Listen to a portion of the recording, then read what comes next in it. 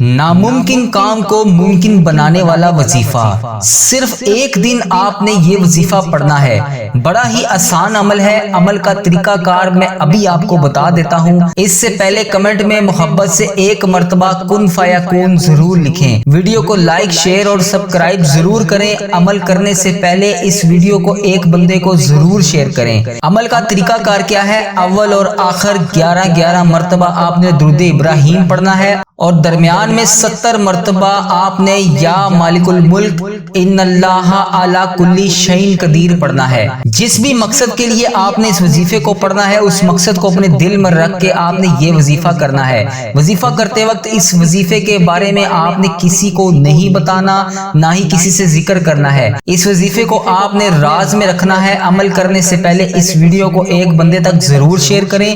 انشاءاللہ وظیفہ مبارک کے صدقے آپ کی تمام نیک جائز حاجتیں اللہ کریم پوری کر دے گا، اور وہ جو ابھی تک آپ کو نہ مل سکا انشاءاللہ اس وظیفے کے بعد آپ کو ضرور ملے گا۔